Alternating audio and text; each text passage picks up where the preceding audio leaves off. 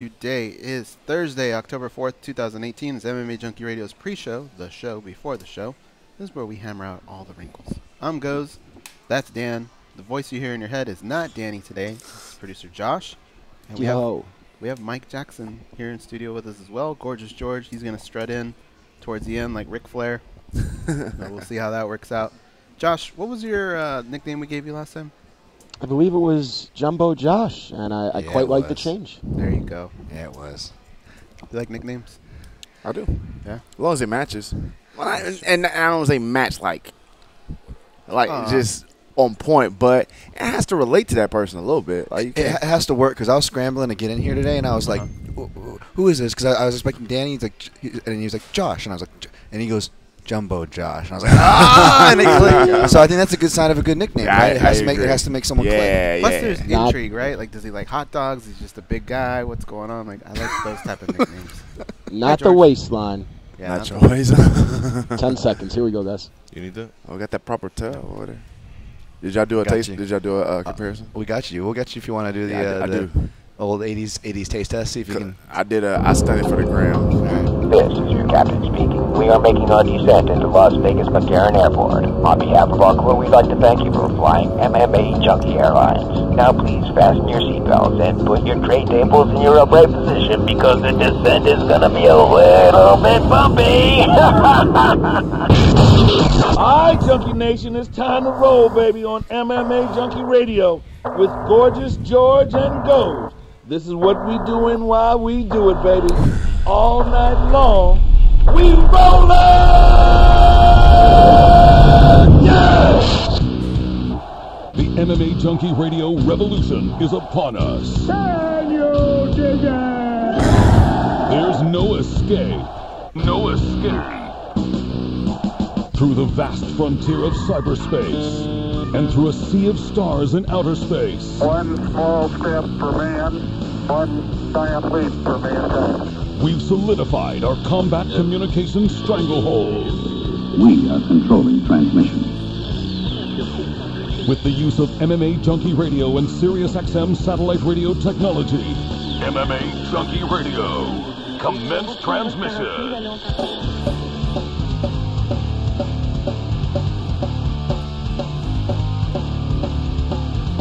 Live from MMA Junkie Radio HQ in the fight capital of the world, Las Vegas, Nevada. Here are your hosts, Gorgeous George and Goz. From the fight capital of the world, inside the beautiful Mandalay Bay Racing Sportsbook, you are listening to the MMA Junkie Radio Show, the only show that matters. I'm your host, Gorgeous George. With me as always is the devious and dastardly Goz. Ari's co-host. To my left, it's the fight analyst, Dan Tom, producing the show as always. No, he's off. It's Jumbo Josh, right?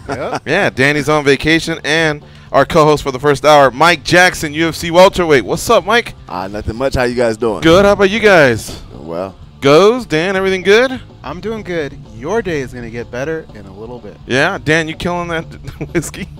What? You brought it in full like a few days ago, and little by little we've been dabbling with it. Oh, there's another half bottle laying around here. So is technically a full bottle's been gone through between these. We've had a few taste tests now. Yeah. I mean, I already gave my review, but I don't mind giving a few more. It's been pretty fun, man. It's been a fun week here in Las Vegas. You know, UFC 229 fight week. Yeah, it has. And then of course the Conor McGregor show and everything that comes with it. I like messing with people, so I would prefer that he have both bottles out, but we label one VIP. Just kind of pick and choose the people and give them that bottle. Yeah. So, all right, welcome to the show. What brings you to town? Are you supporting a teammate or? Of course, man, as always. Support my guy, Derek Lewis. Derek Lewis, yeah. Black Beast. H-Town's in the house. All day. Well, I didn't know if you'd also be taking pics, writing an article, or maybe even visiting with the press and saying, "What up? Why are you in my face? Give me the give me the Logan Paul fight." Nah, I am here taking pictures as well. Yesterday we had a great day.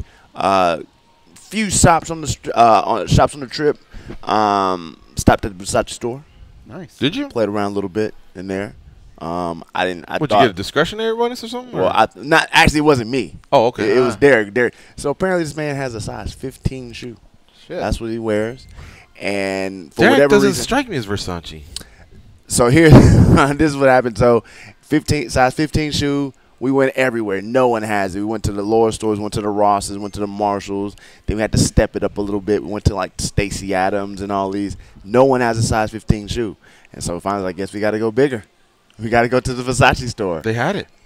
They had a loafer. I don't even know if it was a loafer he wanted. He came out with some shoes. We just needed something. So he didn't pre-plan well. And so he comes out here, and then I guess he wants to style on everybody a little bit. And so I guess he wore a suit or whatever he has. He needs some loafers and no sneakers. And so we were on a mission yesterday. I think we spent the majority of our day looking for a size 15 loafer on the Vegas Strip. But if you start at Ross and end up at Versace, that's like looking for a house and you start at a sleeping bag and you end up with a 2-story, right? Hey, sometimes things happen. You know, that's the way to Is he going to take care of them? Huh? Is he going to take care of them? I think so. Yeah. I think so. It's a certain walk you have to have with Versace versus Ross, right? Ross, he can do this, like the Karate Kid when he's waiting for his date. Kicks the bricks and shit. But so if you have some Sachis on, how are you walking in them? Give us the strut. Give us the strut. Go. Oh, okay. You got a little swagger with it. And this arm right here has got to move a little bit, but just a little bit where people go, something wrong with his arm? And then they go, no. He's doing that on purpose. You need that debate. But are you the guy who kind of like, as you're walking with the little strut, are you kind of pointing down to your foot, trying to signal to people to look at the shoe? Definitely. You drop a lot of shit. Okay. Yeah. Okay. But you make other people pick it up. So if I drop, like if I have this, and I go, oh man, but I have an important phone call. Right. You want to know who's he talking to? He doesn't give a shit that he just dropped that. But okay. Then they go pick it up and they go, damn, player, those shoes. But are you the type of person that as you drop it, you just assume someone's gonna pick it up, or are you kind of like and as you're on the phone? You got to assume someone's gonna pick it up. But yeah, I wouldn't point because I don't want to. Okay. Okay. Just make sure we're on the same. You got to page. go like this. You just go up top. There we go. That's how you do it. That's how you do it. You know, George, I hope you're taking lessons over I here. was tuning out halfway out going, one of these guys going to finish this bit, but then I'm into it now. Yeah. I think I like it better goes if you just, when you drop it, you look at the phone, but this is so important that you didn't even realize that could be a $100 bill.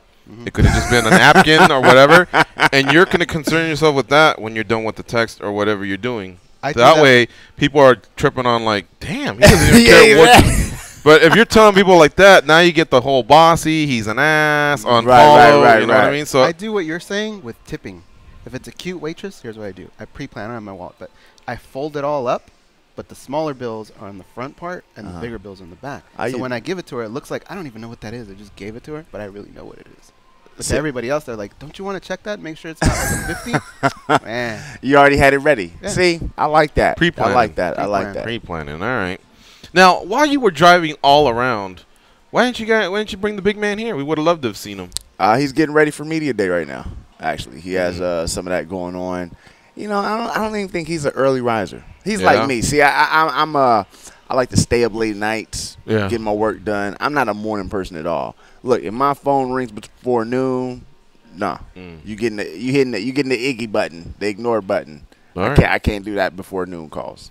In my intro, I seem to cover a lot, but do you think you'll see Dana White? You plan on seeing Dana White while you're out? I mean, if I see him, look, man, I know a lot of people are still stuck on what Dana White said, and I get it, you know, and I appreciate that support, you know, because a lot of people would keep running up to me and they was like, man, Dana White, what he said about you, you know, we don't like it, and I appreciate that, but for me, I'm not dwelling on the past, you know. I know Dana's an emotional cat. You know, he was in his feelings. And I think right now he has so much going on, he's not even worried about it anymore. He'll see me. He'll probably give me a little smile and keep on pushing.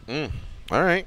Logan Paul. How about that one? Man, this guy, he doesn't want it. Dana saved him. I think he saw what Dana saw what I did to CM Punk. And he was like, look, whatever the quote he said, or whatever the headline was, where he told him he would die or something like that in the cage, I agree 100%. You know, he's not ready for this. I mean, Phil wasn't ready for this. I want to say he would have a better chance in the sport, but it's just not meant to be for him. You know, it's funny because I have people from here in America. I have people. I'm pretty big in Canada. Yeah. I had a lot of fighters reach out. Man, you suck. I want to fight you. Like a lot of them. And then I had one guy. He was so bold. He contacted a promoter to contact me to come to set up a fight. And I'm like, dude. Like, what part of we can't fight don't you comprehend? I got Aaron Chalmers. the Jersey Shore cat, the Yeah. British Jersey Shore guy.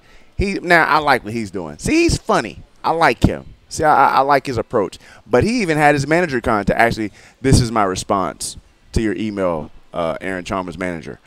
Don't email me anymore. Thank you. All right, let me take a quick time out here, Mike Jackson. We also have one other guest, and he's ready to go. His name is Roy Nelson. He'll be fighting. He's got upcoming fight on next week's Bellator back-to-back cards. He'll be fighting Sergey Karatanov. He joins us now on the hotline. What's up, Big Country? How you doing? Pretty good. What's going on? Hey, did you know that in Spanish you're El Gran País? Has anyone ever told you that? I did not know that. Yeah, that's has what a you nice are. ring to it. Goes and I, when we're talking about who we're booking, I think one of us said to the other one, I'm working on El Gran País. So we both knew what was up, and I was just wondering if, you have enough Latino friends if someone's ever told you that, but I guess not. Nope, that's the first. All right. Did you ever have any other nicknames, Roy, like in high school, or was Big Country just from the very beginning? You're more Big Country-us now, but back in the day, I've known you from before the mullet and the beard, and you could have gone by something else. No, you know what? I never had any nicknames until I got into jiu-jitsu, and then jiu-jitsu just stuck. And then I just kind of, the more I fought it, the more it stuck, and then I just kind of just rolled with it, and here we are. For some reason, I thought he was going to say something like white chocolate, because he used to play a lot of basketball, you know what I mean? Oh. He could dunk, and he's got some moves, and I thought, back in my hoopster days. White chocolate? Yeah. Well, I'm curious to know what position Big Country played. I'm intrigued now. Big Country. I'm sorry, what? What position did you play when you played basketball? When I played basketball, I played forward. Forward. Okay. The 3 or the 4. I played 3. A little bit, okay. They kind of switched you around a little bit. Yeah, he's only 6'1" or 6 feet. I know. So. Just curious. I want to see Big Country on the court, though. He's got game. I've heard a lot of good. Andrew Simon used to say he was really good, actually. Shout out to my guy Andrew. That's what's up. Yeah. All right. Roy, so I mean, when someone you guys fights, got a fire alarm, you guys might get out there. So there's a rule out here. When you hear these alarms go off, if you hear a female's voice, it's okay. It's probably something small. When you hear the man's voice, that means get out. We gotta start walking out. Yeah. So I think we're good here. Yeah. Yeah. We apologize, Roy. We'll try and power through it. One thing that I like about the fact that you've been a fighter that stays active is you catch breaks, and they've pegged you and Sergey as alternates in this Grand Prix. And as we all know, anything can happen in a Grand Prix. Is that something you had to fight for, or did they come to you? Actually, I was scheduled to fight Crow Cop back in May, and then he pulled out, and then I said, when's the soonest you can fight me? And I wanted to fight in June, and then I wanted to fight in July, and those cards are not the, what do they call them, tent poles? Right. So then I had to wait for the next tent pole, and it was either fight on the San Jose card or this card or the Fedor card. So, and basically then they said, well, because they learned their lesson from my fight where I said, well, you should have another heavyweight on this card. If one pulls out, then you can throw another one in and still have a show, because if you're headliner, you're headlining. That's what people are going to see, regardless. What does your gut tell you, Roy? Do you think that at some point you will factor into this Grand Prix and maybe compete? That, if you recall, Daniel Cormier, he wasn't one of the original 8 at Strikeforce Grand Prix, and he came through the alternate bracket. He wound up winning the belt. No, because of how they're scheduled, they're so far apart. It's a possibility. Just the fight after, like the one in April or January. Mm-hmm. That's a possibility, just because if someone breaks their hand or something like that, because you're not gonna be able to cover in 2 or 3 months. Is it me, or do I never see you on the injury report? Who do you get this tough exterior, these big old bones from? The mom side, the dad side, both? No, it's just an old fighter mentality. You just push through it until the wheels fall off. Yeah.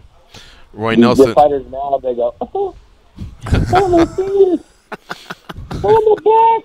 Oh, my gosh. But do you feel, Roy, so do you feel, I mean, that's just the evolution of sports in general, is that people are more health conscious. I mean, we look what they're doing in football. Do you think that's just a byproduct of MMA and the times that we're in? No, it's just everybody's just becoming that, they're just making sure they get their paper. They're not really in love with the sport. Oh. They're more going, how do I get my paper?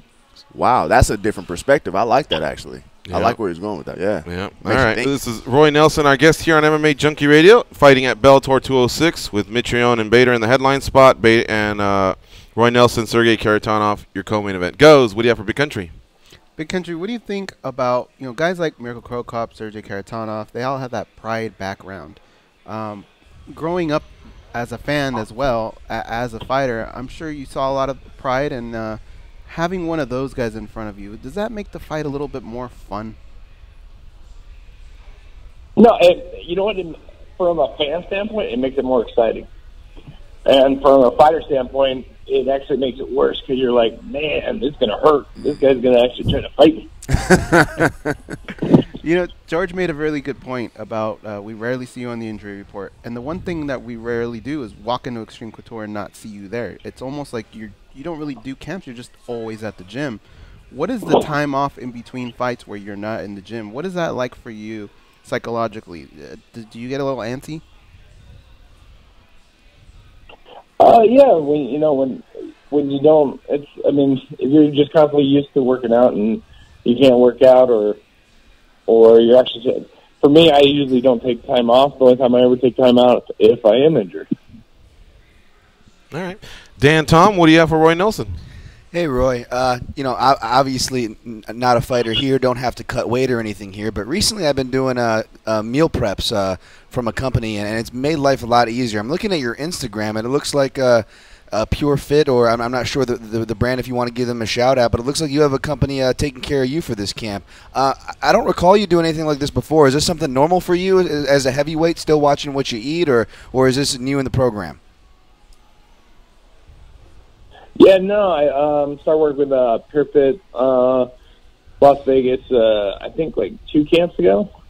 So it's something that, it just something came up and, but it definitely makes life easier than rolling through Taco Bell. Definitely. And as a heavyweight, do you think that's maybe something that, as an experienced heavyweight, do you notice that maybe other heavyweights don't pay as much attention with their diet, with not having to cut weight? And is it something that maybe, can make a difference through the camp, how you feel, how you perform? You know what? Usually, whatever your head's at, that's usually, it does definitely make a difference on eating cleaner food. But like most heavyweights don't really have to cut. If you're a heavyweight that got to cut, then you already you're actually doing like what the little guys do it when they do the cuts, where you're worried about like the salt water and too much sodium, and got to cut the water out and drink 5 gallons of water and then cut, and then you got to go sit in the shower and all that good stuff. We also have UFC welterweight Mike Jackson here with us. He's the voice you heard a little bit earlier. Mike, what do you have for Big Country? Well, I was curious. I'm always around Derek and Derek Lewis and seeing the things that he's eating. But now that you just mentioned that you switched up your meal prep past 2 camps, I'm curious to know what was I don't want to say meal prepping like, but what were your meals like prior to the meal prep team?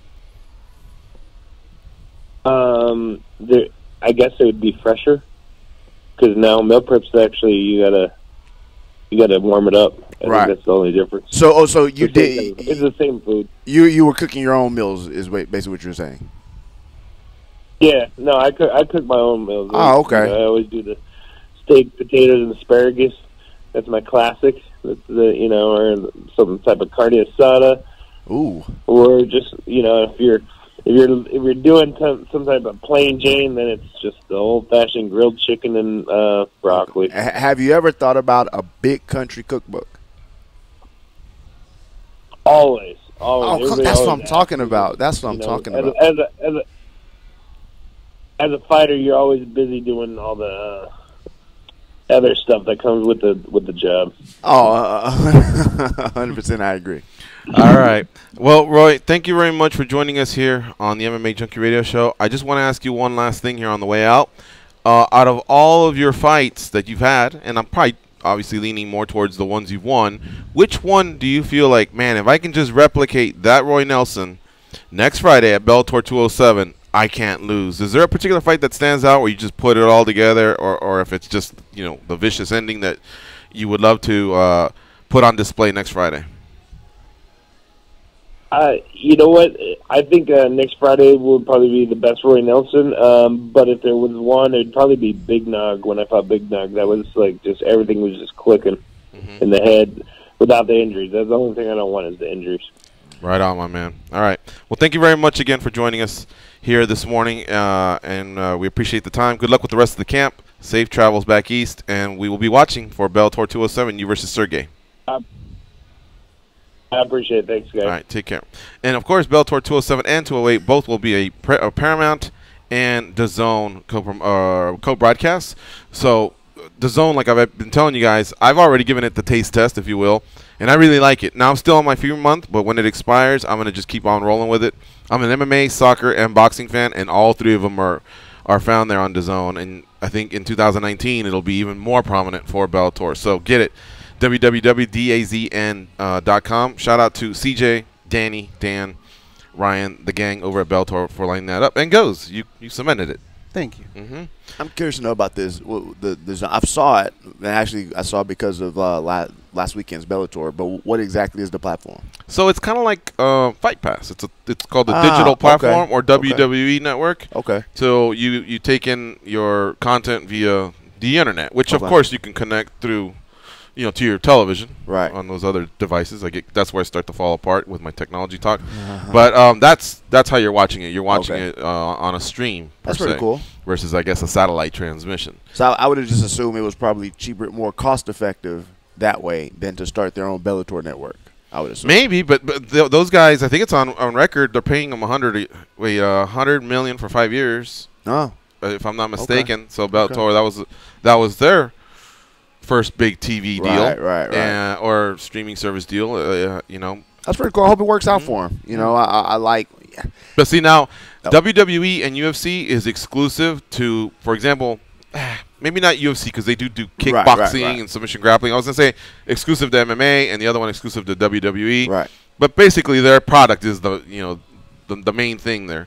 It's kind of reminds me of DAZN's going, hey, we bring you Bellator, but we also give you the Joshua fight, the Anthony Joshua fight the week before. There's also some soccer over here, some original programming that they're putting together. So you pay $9.99, but you're getting a little bit more, I guess. You watch Ballers?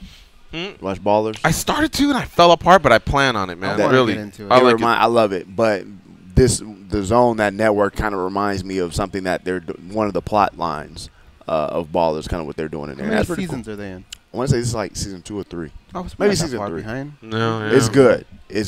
I've seen a couple episodes, and I remember watching it. I was with Big Ralph, and I was going, all right, I could do this, and I just forgot to go home. And what I wanted to do was catch up because he was already like on season 2. Yeah, I'm telling you. Have you seen Ozark? I have. I haven't seen the new season. I saw the first season, and now I've been so busy traveling. I have. I've seen all. What was it? 2 seasons.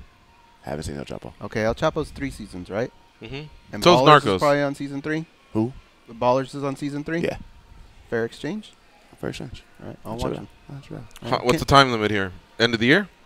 I don't want to get in bets with a fighter because he can fuck me up. Like, what are we? No, but he's a man. He's got to honor the bet. So, like, let's say you bet at the end of the year. I'm a man of my word. What am I gonna do? Call him a silly goose if he doesn't do it? No, I'm a man of my word. The loser takes the other guy to Texas to Brazil. Fair. Fair. All right. Hey, can we reset for a second? Yeah. I think it's very important. Commercial or just here? No, just reset. All right. It's very important to start your day off with a happy face and a smile. Correct? Everybody agree with that? I agree. George's birthday was last week. Okay. Happy belated birthday, George. Thank you. Easy there, Mike Jackson. Mine was before his 3 days. Hey, I got a gift yesterday. I don't even know who it's from. I think if it's a gift, all right. Yeah, I haven't even opened it to see if it's a gag. Well, guess what? What? You got another gift. Oh. Listener Chris from Seattle got you a gift that he's been working on. Oh, yeah, Seahawks? I thought What's the joke here? I thought it was the coolest thing ever. Do you mind doing that here? Like, he's going to come here on camera. He's got something in his hand? He's got something in his hand. Let me come back around. Come back around here. Yeah, man. I'm a Niners fan, so I've been getting it from the Seahawks fans for like the last 5 years. So what's up, man? Good to see you. I've had for 37 years. 37? Yeah, I got into a fight with my brother when I was 5 and he was 7, and punched me in the nose and he gave this to me. It's been sitting in a box. Somebody's tooth? I got no use for it. That would be cool. I Somebody's like this tooth. guy, but I know how much you like the 49ers. Joe Montana's rookie card. Oh, dope. That is awesome. Dope. You know, we were just talking about that the other day when we were sitting out here about Joe Montana and how we were talking about GOAT talk in MMA. And then we said, well, how do you apply it to, how was it? Did you have to wait till Montana retired? Or did you do it while he was playing? And I felt like, you know what? While he was playing, when he won that 4th Super Bowl, the talk was happening. Even though he went to KC and finished up a season or whatever, and had success, by the way, he took them to the playoffs, I felt like it was happening. Whereas in MMA, I think you got to finish the career and then assess. It's, you know what I mean? Or maybe one of the great ones, I guess, you know, GSP, some people have him as the GOAT right now, and technically he's not retired. But I'm just bringing up the fact that we brought him up. Thank you, buddy. I've had that. Wow, that is very cool. Sitting in a box, and you know. And it's Seahawks fan, like you said, it's just sitting in there collecting dust. And I the know Joe Montana rookie card. Yeah. And look at that. It's the condition's really, really nice. Yeah. Like I'm looking at the edges, and it's perfect, man. I was waiting Thank for you. him to pull it out of a box or something. He may Appreciate have pulled it, that out of man. his pocket. Thank you so much. How funky is that? Hold it up, George. Let me get a shot of that real quick. Yeah. Joe Montana rookie card. That's That's dope. That's a dope. very That's cool dope. birthday gift, George. It is, yeah. Look at George Wow. over there. Look at that. He's just looking. Now I'm going to go look in that Roku and see what. So now, today, no matter how bad your day gets, I don't want to hear you complain about a goddamn thing because you got a Joe Not Montana. even my hip. Nope. Tightened up again. Nope. Nah. Joe Montana didn't complain about it. That's true. But I showed up to work, too, just like Joe Montana. Yeah, it's true. All right. But you got to perform, too. He can't just show up and just go here. You still got to throw the ball, right? Well, I thought we had a good interview with Roy Nelson. We've been getting some good stuff out of Mike Jackson. Yeah. I want to expand more on Logan Yeah. Paul. Is that going to be like you want it? I mean, look, what the UFC should do is just hold me on retainer. That's what I was thinking. Let me ask this question, go ahead. and I don't want to be insulting. Go ahead. Obviously, Gall moved on and Right. has proved I think he's 4-1, right? He's a quality I think so, welterweight. yeah. All right. Mike Jackson, you lost to him, but you beat Phil Brooks. I think a lot of people still want to say sideshow, like what's going on? Did you just happen to be the right guy at the right time? Are you okay with that label? And if Logan Paul wants some, all right, or maybe another celeb that wants to step up, Bieber, I don't know, whoever. Right. Hey, you're kind of like a gatekeeper. Or is that insulting to you? And do you want to start looking at these Canadians or someone else and just see what kind of a run you may have? Like, Man, be honest and assess your skills, as far as where you think you stand. No, and I will be honest. Do I feel that I can compete with anyone, everyone in the UFC? Not by any means. I know that I have friends at higher levels in the UFC. But do I feel that I could fare fairly well with maybe some of the lower level talent, people who are maybe coming off the Contender Series or even newly signed in the UFC? I do. Not to go too involved. I don't know what they've talked about, but I was contacted about a fight. And it was when I saw the fight. In the UFC or outside? In the UFC. Okay. In the UFC.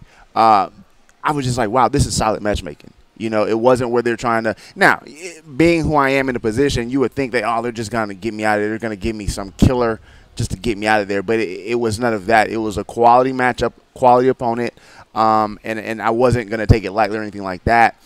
But for me, it was some minor injuries that kind of flared up once training got. And I feel, look, I know a fighter's never going to be 100% going into a fight, but being that I'm going to compete in the premier organization, the #1 organization in the world with some of the best fighters, if not the best fighters in the world, I want to be at my most optimum, And so I want to make sure that my body's ready to go in there and bang it out with some of these killers, but I'm ready. Which answers the next question. You're still with the UFC, despite what Dana said or didn't. So you're still getting tested by USADA, and you're getting bout agreements sent to you? Actually, that's cool. Shout out to USADA for their most recent visit coming at 6 p.m. and not 6 a.m. Look, those 6 a.m. Were you ready? Let's go. Where were can you you at? piss, at the drop of a dime, or you have to, Actually, I think wasn't about it even, and dip your hand in a bowl of water or something? No, so I was in the vicinity because they came to the gym. At that time, I was supposed to be at the gym. I wasn't at the gym at the time. Well, on my USADA list, that's where it said I was.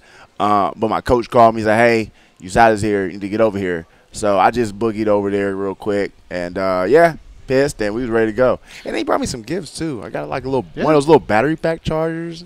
If Dan and I were in the USADA pool, I think on command, we always have to piss. Yep. So it'd be no problem for us. I was about to say I could fill about 3 right now. Man, that's coming from me as I've got no. Let's go to commercial. Let's go to commercial before Dan Tom pees over here. You're listening to MMA Junkie Radio on the new Fight Nation Channel 93. Stay close. We'll be right back. We have Mike Jackson in-house.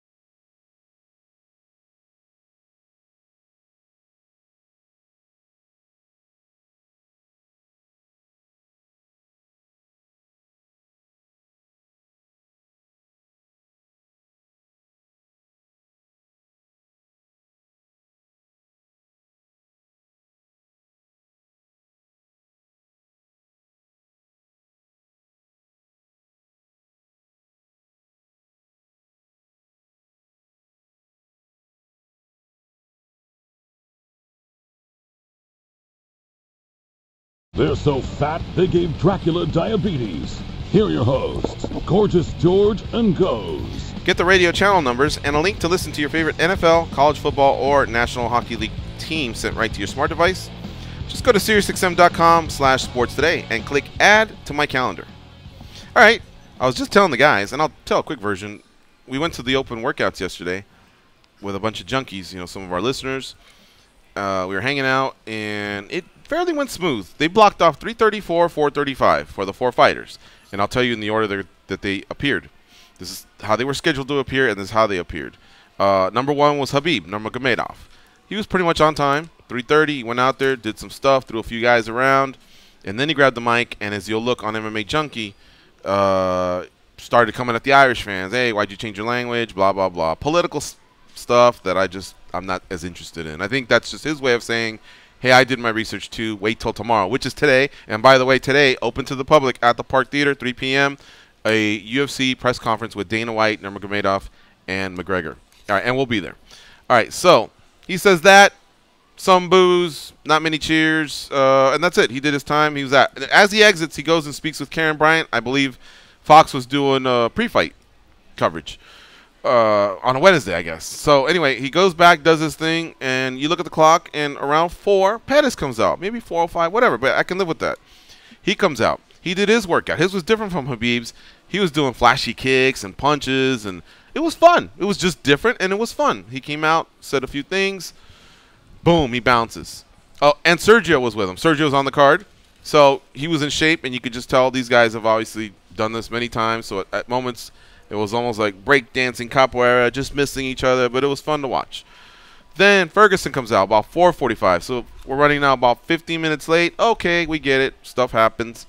Ferguson comes out. His is different. He's playing old school, like pop, hip-hop, like 90s, But you could just tell, hey, I'm call that old school. You make me feel old. Well, I can't call it current hip hop. Like, what was it? Like Naughty by Nature or something? No, that wasn't even hip hop. It was like pop. It was pop, and it was like Mary Jane Girl. Well, no, what are the name of those bands? I forget. But 80s, 90s pop. Just like if you went to a club in the late 80s, early 90s, the music you heard there. I got all right. And I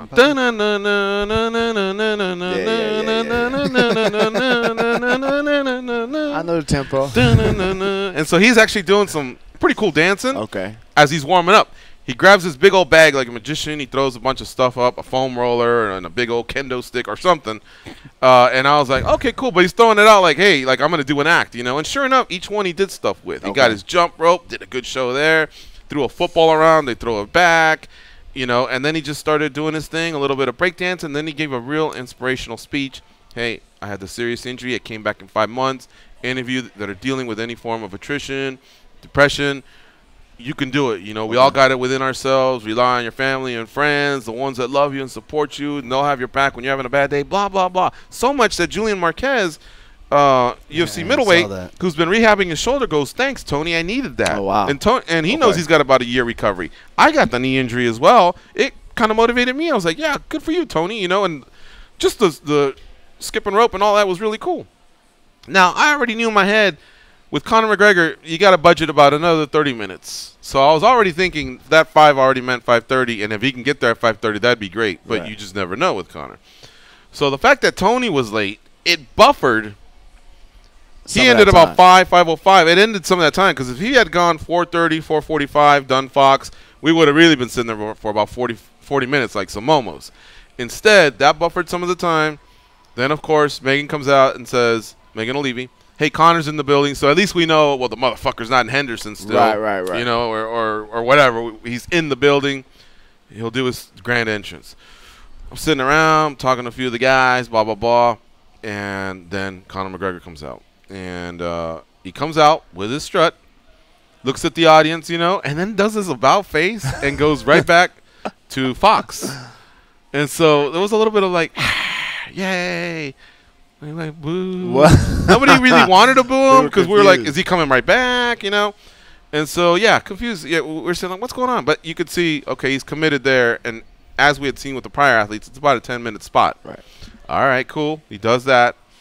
And then he comes back to the crowd with his kid, and his little kid was entertaining. He was running around and all that. Connor he comes Jr.? back. Yeah, he comes back with Connor Jr., waves to the crowd and everything.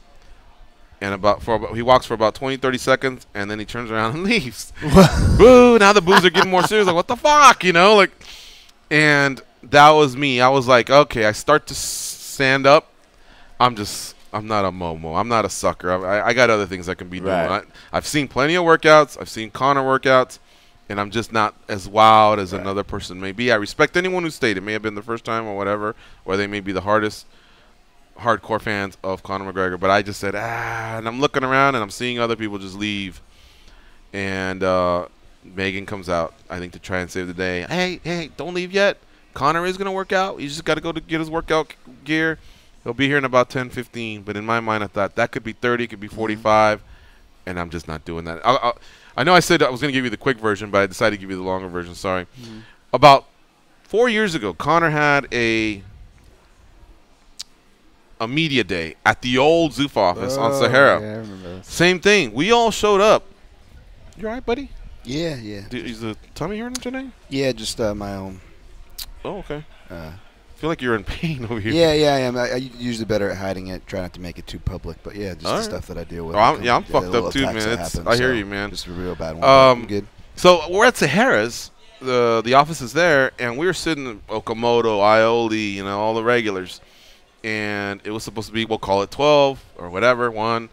And sure enough, man, we all sat there 30 minutes. And Connor hadn't started being that diva yet. He didn't really start being – he wasn't really late yet. So that was kind of surprising. I mean, Zuffa at the time always was on point. If we say 12, they'll be here at 12.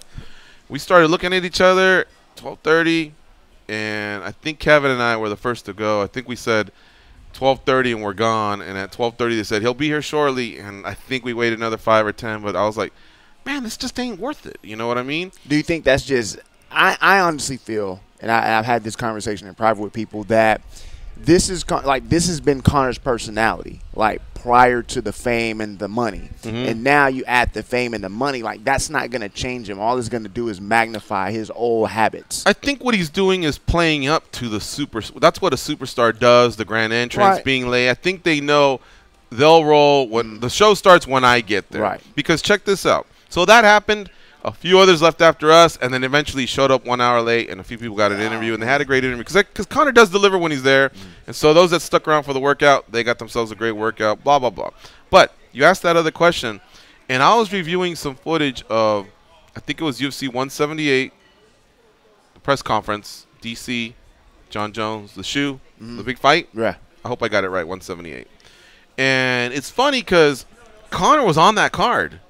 But he was just starting to rise in popularity, but he wasn't what he was now. Now he's surrounded by people with glasses, and he's right there, and he's filming it as the fight's happening, and he's laughing, and he's just there with other fighters and with other people. He was still staying in the fighter hotel at the time. Right. He hadn't become the McMansion guy or the this guy or the that guy or whatever. So it comes with power. It comes with fame. Well, no, I agree. Other stuff.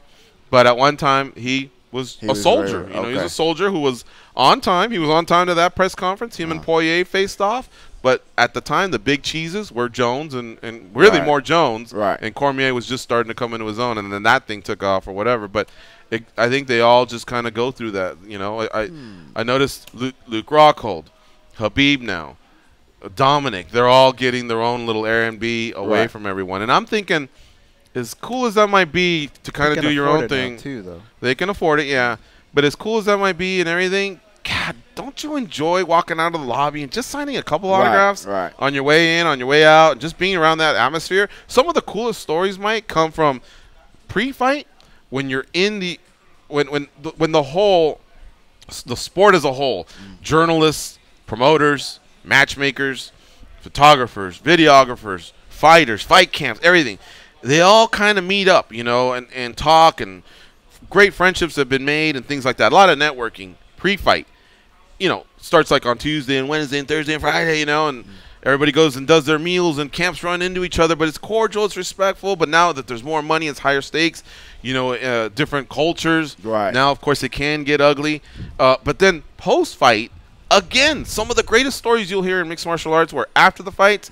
how people were in the hotel lobby getting together, but now everyone's kind of doing their own thing, going their own separate way, and I think it's because I want to be like that guy. I want to be like that guy. I may not be able to have a mansion, but I'm gonna get my Airbnb. I need my own time. You don't need that. All you need is a fucking bed, the sauna to lose your weight or whatever, and to be in the proximity of all that. I guess if it's in your personality that you're just not a people person, right, then fine, whatever, I guess. But I've just noticed that when one does it, the others like to follow. You know what I mean? I agree. It's that status that people want to achieve. You know, I look at fight week as almost like a week at summer camp. For me, that's how I perceive it from my point of view. You know, you get there on Tuesday, you go in, you sign. You're doing your kind of signing autographs and checking in and stuff like that. You're hanging out with your crew. Well, I don't know how it is in Vegas because you have like the casinos, but in other cities you have just a hotel lobby, wherever you're at, and so you can kind of congregate there. And I just love the atmosphere, even throughout the week. Yeah, you're gonna run into all different types. They of all, even the ones that don't do it, liked it at one time. Right now, they've conditioned themselves to think that they're above it all. You know what I mean? But I think it's just a power move. It is a power move. It's just a power move. But like you mentioned 90s hip hop, right? For open workout, I believe there's only one acceptable song to walk out to do that. Do you know what it is? Can you play that, Josh? That is. Oh. This is what I do. Hey, wait. This is from Rocky. Rocky. This is 80s. Yeah. This is 80s? This is not hip hop. No, I'm saying this is the song that I would go out to open workouts. Okay, I love this song. This is a good one. It's from Rocky 3. He's taking pictures of babies. Right. You gotta play I like this. Okay. Yeah. And there's a lot of people that haven't seen those Rockies, those early Rockies. They wasn't nerds. They wasn't outside. Well, they're called kids or millennials or whatever. Yeah. Their parents wasn't outside yet, so I don't think any of them have seen it. Parents are screwing up, man. All right, I do want to jump on calls, but I know we got to take one more break. Let's take one more break, and then we'll blast through some calls. You're listening to MMA Junkie Radio on the new Fight Nation Channel 93. Stay close. We'll be right back. We have UFC welterweight Mike Jackson in the house.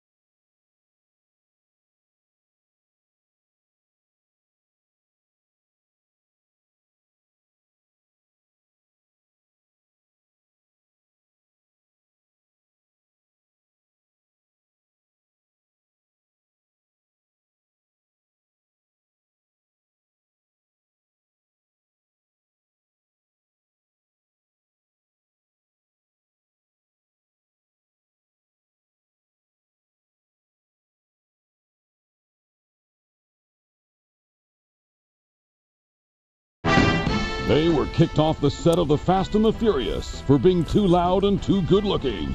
Once again, here's Gorgeous George and Goes. Every NFL game is on SiriusXM. Tonight at 8:20 Eastern, the Indianapolis Colts take on the New England Patriots. Hear the Colts call on Sirius 81 XM 226, and the Patriots call on Sirius 83 and XM 225. The national broadcast can be heard on SiriusXM NFL Radio, and that's channel 88. Or you can stream your team on your home or at home on Sirius connected devices and speakers. For a full list of games and channel listings, go to SiriusXM.com/NFL schedule. I need glasses bad. You do? Yeah, I do. Gotta get some fresh ones. I need to go to Lens Crafters or Costco and just go, all right. Tell me how bad it is, and let's just get this thing going. What kind of frames would you get? Big ones, because I have a big head. Okay. So I can't wear small little. So it narrowed down my choices. Go ahead. And I do like, I want to get black or clear because it'll go with, like if you wear, like if you get red, then that looks silly if you have other colors. So also too, you're not an X-Man. Like a neutral color, yeah, yeah. So yeah, I mean, I don't know. I haven't put too much thought into it, but I'm close to the Oakley brand a little bit, so maybe I'd probably stick with that. I like Oakley. Do you have a cool pair of I don't know if they're sunglasses or what. I think they are Oakley. You should just do glasses like that. Those fit you good. It's probably what I'll do. Yeah. I think Lens Crafters promotes that they do with Oakley. I know somebody that can hook that up, by the way. For real? For real. Just do it the smart way, because the way I did it, I got stuck. See, I do Ray-Bans. I like Ray-Bans, but again, my choice is limited because, again, big head, big frame. I'm stuck with what it is, and yeah. But so I did the let me kill two birds with one stone and do medical ones. I actually have to wear these glasses for prescription. And I ordered them, and the thing is, the medical lenses don't have the insignia, the Ray-Ban insignia. Depending on the brand, that little insignia. I'm not like a pardon my French, earmuffs, a brand whore by any means, but it makes a big difference on certain brands to where the Ray-Bans basically look fake, in other words. So I actually spent more money on a more expensive Ray-Ban, which was even more expensive because of the prescription lens, and I'm rocking cheaper pair of sunglasses that look fake because of it. So be careful, in other words, depending on the brand. I will. Be careful, George. I will. That's right. All right. Let's take some calls. And the second hour, Mike Jackson. Now that you got something in your tummy, we can do the whiskey taste test. You ready to do that? I'm ready. All right. I'll Dan, the bartender, will set things up. I'll get it set up. And we'll talk to Marco from Waco in the meantime. What's up, Marco? How you doing? Marco from Waco, que pasa, vatos, and the infamous Mike Jackson. ¿Qué pasó? Just to tell you, man, I truly enjoy when you put the beat down on CM Punk, man. It's true, all the other people that say that you were not trying to finish or whatever. That was a good beat down. He needed that. Hey, so two interesting things happened last night. First, Conor went to Conan O'Brien via satellite figure, but he did his Conan O'Brien appearance. But more interesting still is that around 9 o'clock Central in ESPN2, they show a countdown-style promo for the fight, lasted an hour, and then at 10 o'clock Central, they repeated the same countdown show on ESPN proper. So I'm wondering, is this a little taste of what we're going to start seeing on ESPN when the whole thing goes to ESPN altogether? So it wasn't on freaking Fox, it was on ESPN, this whole countdown show. So I was wondering, man, if you guys caught it, if not, give me your opinion on that. Peace out.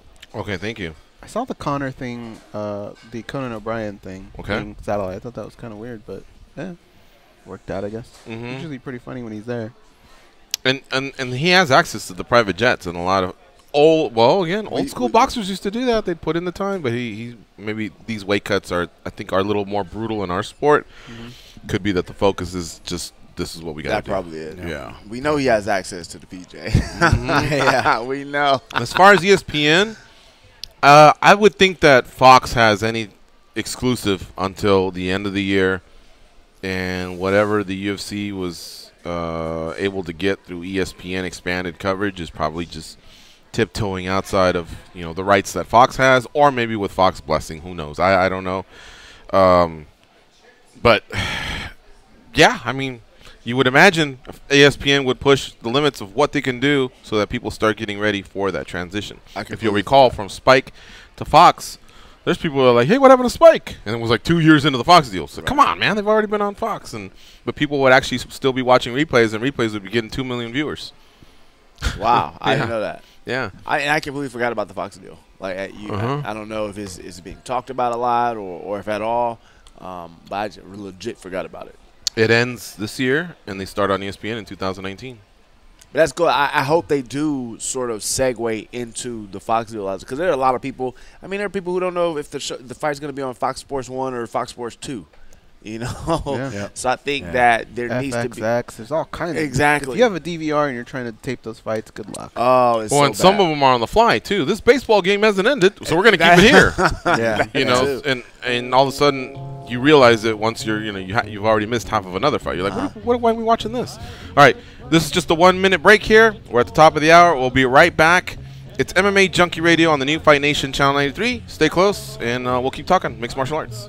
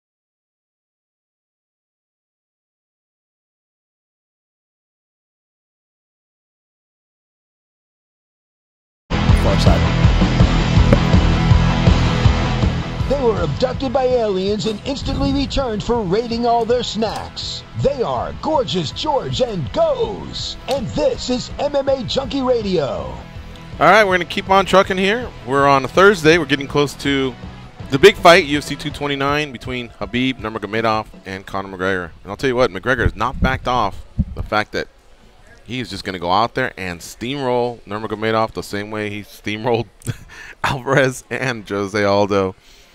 I get it. That's the way he. But one thing's to say it and one thing's to feel it. And when he first started talking about it, he didn't look as confident as he's looked as of late. So I don't know what kind of homework he's done. When Conor McGregor was asked about Khabib, or it just seemed like when he was asked about those fights, he would always defer and talk about, well, maybe I want to fight, Woodley or GSP or just do other stuff. But now he's so laser focused on Khabib. I guess he just turns on this switch of confidence where he just feels like he can lose to no man, on fight week. It's really weird because I see other fighters that have fought Khabib and they can say it, but you look at them and go, you don't believe it, right. And you know this is going to be a monumental task. Now, I felt like Ferguson had that look, but other guys that fought Khabib, they knew this is a tough out. You didn't see that in Conor's eyes? Or his face? No. The only time I saw it was like 3 weeks ago in New York when he was trying to accuse Khabib of your lips are blue and, take a breath or whatever. But yet if you really listen to the audio, Conor's the one that's like, he's the one that was breathing. He's the one that was, like, I think trying to convince himself. But in the last week or so, he's just looked more calm, cool, and collected, kind of like more of like an assassin, a sniper. Well, maybe it could have been, that confidence finally caught up to him. He had a bunch of other stuff going on in his life. Could be. That could be it as well. It could be that just a simple thing. At that press conference, if you'll recall, he was going fucking nuts back and forth. He had to be held back.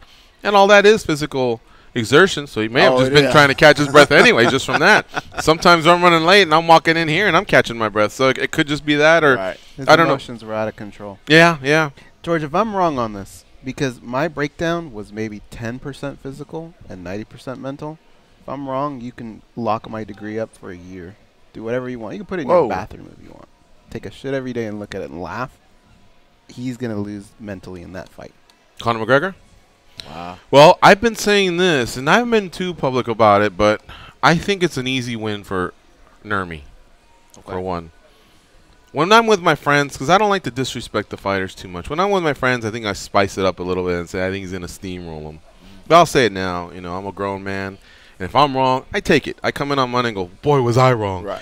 But I just think Nurmagomedov is going to have an easy time getting Conor to the ground. And it's not that Conor isn't athletic or just doesn't have certain jiu-jitsu or wrestling skills or wall walking or anything. It's just what I've heard from athletes that train and have fought Khabib, that his control on top is immeasurable. Right. And he feels very heavy. And, of course, he's vicious with the ground and pound. So you're, like, smothered. You know what I mean? One guy told me I felt like somebody parked a car on my chest. Somebody that fought him. And this is someone who had no reason to, like, just all of a sudden be honest with me. But the fight had already happened. A week had gone by, and the conversation came up. He goes, man, that guy's no joke. He goes, that guy's no joke. Now, he didn't say it. He said it from respect. He didn't say it like Conor could just come into his house and steal his wife and all of his money. Of course, you're going to fight anybody. You know what I mean? He's not like some super god or anything. But in an MMA fight, he said, you just don't want to find yourself in that position. And, you know, has he ever lost a round? Not to mine. One or two, maybe? Maybe the Johnson first round, because Johnson did hurt him. But Khabib came back and won that, and then, of course, smashed him afterwards. Did Barbosa win rounds, Danton? He didn't win rounds, but he won portions of rounds, though, right? He was able to defend takedowns come round 3 and land significant shots, including a spin kick. That's about the same round where Alike went to. I don't want to say started turning around because he didn't win nor win rounds, but that's where he started defending takedowns and landing significant strikes for what that's worth. And see, and then now partly all that, Mike Jackson, partly all that with a guy who's. We're going on almost 2 years of not fighting, man. I know he's great, but I know Dominic Cruz smashed, what was it, not the Korean Zombie, but Mizugaki, I think. That was after 3 years. I know Woodley just did, put a number on Darren Till after 14 months of inactivity. After GSP Bisping, who also became the world champion. There's been some good ones there, GSP was sniping. That's what Conor McGregor's doing. He's sniping. He knew this matchup before he wanted to get into it, and he probably knew this was probably the arguably the best time to get him. Now, that can backfire. Anderson Silva thought this is probably the best time to get this young guy, Chris Weidman, right, while he's coming off an injury. And it still didn't work out his way. Now, like you said, Khabib should be the favorite here. But I'm just trying to inject some healthy devil's advocate, because that's my problem is I don't see any value in betting McGregor, even though I'm picking McGregor. The value is the grapple. Value. Not high enough for me. Like, if it's got to get like plus 200 for me to do that, because even though I'm picking him, I'm not confident for the reasons that George and I think many other people are saying. So my problem is being too confident. Just play healthy devil advocate that George take is where I feel like people are being too confident here with the undefeated. I mean, what is it? I bet you the number is probably 0.8 to 1 on average. The UFC kills an undefeated fighter per month. Now, granted, that's probably a situation where we have, with our current state, a lot of undefeated fighters have to take fights on short notice, sometimes out of their weight class. But let's not act like we haven't seen that happen before from top to bottom levels just in the UFC alone. Let's not act like, and I hate to bring out the 4-ounce glove trope, but again, to the undefeated trope, it kind of combats that. And with the training stuff, and that's why I was glad Javier said, I love Javier Mendez, came in here, gave us a nice, real honest. But also, if I'm a Khabib supporter, he did say some stuff that kind of worries me as far as Khabib's training. And sorry, I'm jumping. I feel like I'm jumping topics here, but he was really honest as far as who he's training with, because there's these. It's starting to get almost to it feels like the Ronda level, right? Where Ronda will beat this guy, beat this guy. Khabib's beating heavyweights and tossing like, well, okay, he's a beast, he's doing it. But even Hobbs is like, okay, we haven't even let him spar anybody over his weight since 2012. Like, I don't know where this stuff's coming from. It's getting overinflated, and I think that if an upset does happen, I'm not going to be, I told you so, I got the pick right. Again, I'm not confident in my pick here. Khabib should be the favorite. But if Conor does win, all of us are going to, and like you said, you have no problem with it, admitting you're wrong, but I just think all of us in general general are going to be like, oh, doing a lot of the Ronda Holly Holm reverse engineering. Go, oh, we should have seen it. Oh, Khabib at the open workouts yesterday taunting. When does he ever do that? Which is true. That actually kind of worried me, by the way. Khabib usually doesn't play to care about the crowd. We're already this deep in the crowd. What do you care what the crowd thinks? Khabib, you're a Stone Cold Russian. Get in there, do your job, man. You know what Javier said? You said maybe there was some concerns. What about what Dylan Dennis said? You know, I'm a better version of Khabib, and Conor McGregor was very happy with him being the representative. He says, I can do what Khabib does, but better, which jiu-jitsu, of course.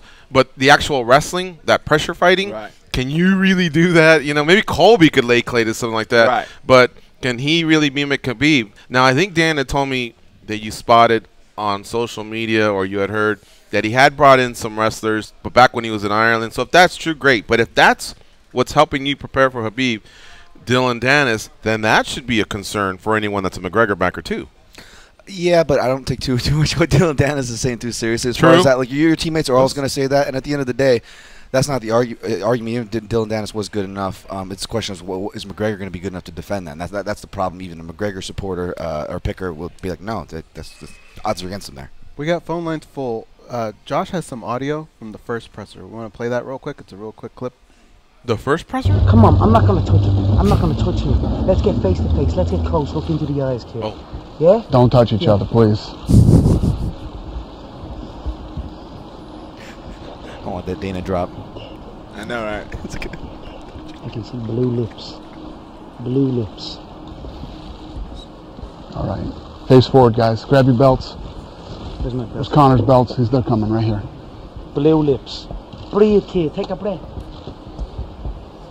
Shit out there, man. Motherfucker. Shut your mouth. Ali Abdulaziz. My terrorist. Ali. Terrorist Get sneak. Ali. I know a lot about you as well, you mad rat. I know a lot about you as well. You keep your mouth shut, kid. Let me take my picture. How's Noah? How's Noah, huh? Yeah. Shut your mouth. Never. Okay, so as far as that's concerned, that's what I was talking about, the blue lips, take a breath or whatever. Yeah. What that audio wasn't able to capture was you could hear, like, we couldn't hear it, but Conor was like, Right. No, you can hear it in the beginning. And Khabib was very stoic. I didn't see that he had blue lips. He just looked like the Khabib of normal, which is the same Khabib you see on the bus who didn't look as upset as some of the others. And, you know, he's saying, why do you bring 40 people? Just tell me where. You know, I'm in Brooklyn, blah, blah, blah. And I think that was Conor convincing himself that he had done a number on Khabib. He hadn't done a number on Khabib. Okay. He got the funnier lines because he's just the funnier guy. He's the more entertaining guy. And I think Khabib would be the first to go, yeah, he got me, you know. But couple moments here and there, but then when it came down to face-to-face, I didn't see that he really, really messed with Khabib the way he messed with Aldo and a few of the others. I don't know. All right, let's take some calls. Who do we got? Kevin from Chicago. He's been waiting. What's up? How you doing, Kevin? What's up, guys? How you doing? Good, man. So I was watching the Joe Rogan and Brendan Schaub there. I heard them break down the Khabib versus McGregor fight. And you could just tell who they want to win. They really got something against Khabib. Because he's keep pushing that narrative that Khabib got rocked. Oh, Michael Johnson rocked Khabib. I didn't see it. I never seen him get rocked it up. I seen him got hit in his arm and he kind of got off balance. No, he hurt him. He didn't. Khabib didn't have a Kevin Lee-esque type of chicken dance like the one against Barbosa, but he was rocked. So it's all in your definition of if what Kevin Lee got, if he was rocked, then you're right. What Khabib got from Michael Jackson, he wasn't rocked, but he definitely was hit with a solid punch where he just kind of had to get his bearings. But again, that's a testament to Khabib. He hasn't lost a fight. Yep. He hasn't lost a round. Has he even been knocked down? He lost at least one and arguably 2 rounds against Gleason Tebow, though. Okay, and has he been knocked down? No, he's not been knocked down. That is a strong stat that it's in his, so, in his favor. That I mean, I've not seen tossed around, by the way. No, but can that stubbornness also be a bad thing? You know, hey, I've never been robbed. Boom, next thing you know, you're out. I mean, because Eddie Alvarez is saying the same thing. I faced some big, tough punches, and he got knocked down like 4 times before he was finished. But we're all pointing to things that possible times that things could have gone bad for one guy versus that guy pointing at times that have gone bad for the other guy. I didn't see it. Difference. But, Kevin, you tell me, did Schaub and Rogan focus on how poor his takedown defense was against Chad Mendes and how he basically broke versus Nate Diaz in the first fight, and how easily he tapped to Nate Diaz in the first fight. No, no, not at all. That's not what they're focused on. They're basically propping Conor up, saying, "Oh, he's able to deal with adversity and come back up." But Mendes was coming out of he was like a 10-day notice, clearly out of shape, and he gassed. So I don't think they could use that as a point. But my point is, Eddie Alvarez, he's not a wrestler first fighter. He's not he likes to kind of get in there, get gritty, throw bombs, and kind of make it a dogfight. He's not like a Khabib he focuses on wrestling. He's not like an Askren who focuses on wrestling, or Colby Covington who focuses on wrestling. Eddie Alvarez, sure, he'll be able to take down Anthony Pettis, who has absolutely zero wrestling, but he wasn't able to, he got stuffed by Dustin Poirier. Dustin Poirier stuffed Eddie Alvarez takedowns. So I think Joe Rogan needs to put his bias aside. I don't know what it is he got against Khabib, but he needs to call it down the middle. If not, they need to get someone like Paul Felder in there who will call it down the middle. He will call it down the middle as soon as you stick up for non-wrestler, Kevin. Call it down the middle. All right, thanks for the call. He will call it down the middle as soon as you stick up for a non-wrestler. But that's the point here is that everyone's Conor's fans this, Khabib's fans this. This is this A team versus B team bullshit argument that's going on in our fucking country right now. Pardon my French. That people can't just stop and see for 1 second and be like, you know what? I'm for this person. You're for that person. Totally cool. I can nod a little bit to that end. I'm still sticking on here. I've got my beliefs. I'm who I am. Oh my God! God forbid we do that. So logical. So logical. God forbid. All right, so I want to ask you a question. It's either you have no, and I'm sure you get this as a fighter, right? You either have no wrestling, or you're the best wrestler. You either have no striking, or you're the professional fighter, or you're scared. There is no in between. There's no in between. God forbid. Let me ask you a question. Why was Eddie able to get Anthony down so easily, but not Conor McGregor? Was it partly because he had already been rocked by then? Because I can't believe that Conor's takedown defense is that much better than Pettis's. I know Pettis's is way more comfortable on the ground. It could be that because he's great off his back, that he was just more reluctant to give that up. But why? I think that's why people thought, Eddie wrestled in high school. He's going to be able to get Conor down. You know what I mean? And people convinced themselves of that. I may have even been one of them. But as you could tell, Conor had an easy time deflecting his takedown attempts. I got an answer for you because Eddie Alvarez, kind of like what you just alluded to, and I would say against Kevin, not shitting on your point, Kevin, here, but Eddie Alvarez was a wrestler before he was even a fighter. Okay, he had an established wrestling record that has more wrestling matches still before than he has fights, and he's got a shit ton of fights. I took him for that reason against Conor because guess what? He wasn't just wrestling against Anthony Pettis, who, mind you, has underrated wrestling, who, mind you, was actually working heavily with wrestling coaches during that time of his camp. So you got to give credit where Anthony Pettis is due there. He actually was able to score takedowns on Rafael Dos Anjos in the 4th round when Dos Anjos wasn't getting taken down in a fight that Anthony Pettis was quote-unquote getting dominated for. People write off Anthony Pettis a lot for a lot of things. Anyways, so it was no easy task, but Eddie Alvarez was actually making a point to get back to his wrestling when he got into the UFC. You saw it. He needed it he had to go to it in his Cowboy Cerrone fight once he was taking the leg kicks. But even before that, he was making that adjustment because he had 2 major camps against Michael Chandler, who was practically like you're wrestling the literal proverbial bull in the china shop. And what did he do? He was scrambling with Mike Chandler. He was taking his back. He almost put him out a couple times if Mike Chandler wasn't such a freak and could get out of certain positions. I mean, Eddie Alvarez, if you've been watching, the dude can fucking wrestle his ass off and can scramble. And he came into that fight at UFC 205 with that game plan to wrestle. But here's the thing. I agree. Conor made himself look badly in the press conferences. It makes me cringe personally. I'm not a fan of that. I'm not like a Conor fanboy because I'm picking him. There's a difference, mind you. I'm just picking him as an analyst. That's it. No more, no less. But Conor, for what it's worth, I didn't think he looked that great at the open workout. I can get into that later if you want. But here's the one thing we can't argue, guys. He's consistent. He shows up when it's game night. Yeah. He's one of the best in-game performers in our sports history. And not only that, he's made the most consistent guys, most experienced guys, Eddie Alvarez, the most consistent and experienced guys, Jose Aldo, top pound for pound. He makes all these guys consistently look inconsistent, and you can't deny that. And that's what is blowing me away, that, like, is making me so... Even if I was picking Khabib, I wouldn't be like, bet the house on Khabib. Part of me would be like, you know what? You got to give this guy a little bit of respect, and that's what kind of blows me away here. That's what they say about Faber. Like he was like the third or fourth best guy in the room, but on fight night he was the best, minus the title fights towards the end. Yeah. But he usually would grab that win. You know. Yeah. That was a solid breakdown, by the way. Solid analysis. Thanks, man. I appreciate that from you, man. Why? Thank you. How was Conor able to stop Eddie's takedowns that Anthony couldn't? That was the one thing that sold me. Okay, when I was on the fence, it was actually that exchange. Eddie does about a 3 to 4 chain. He goes from a double to a single, then he goes high crotch and changes back to a double. Now, Conor, this might not matter, okay? Kind of back to your point. It doesn't matter that he's training with Dylan Downs. Dylan Downs could be twice the grappler's could be, but what matters at the end of the day is what Conor's going to do, right? Well, Conor did, he pretty much does just everything textbook. You know, when he goes to the single, he gets high. He cranks high on the overhook. His outside leg swings to the outside. Like, he's doing all these different things when Eddie goes to connect his grip. At that point, he goes perpendicular hips, spreads his legs out, like doing all these things you're supposed to do. And, you know, say what you want about the woo-woo movement and balance, and you can argue about Conor's athleticism, but he is very agile. You can argue about his athleticism, but the dude is agile. You see how he's doing like those BJ Penn style where get-ups where he's pushing down on the head and going into a kind of a split and just popping up on his head.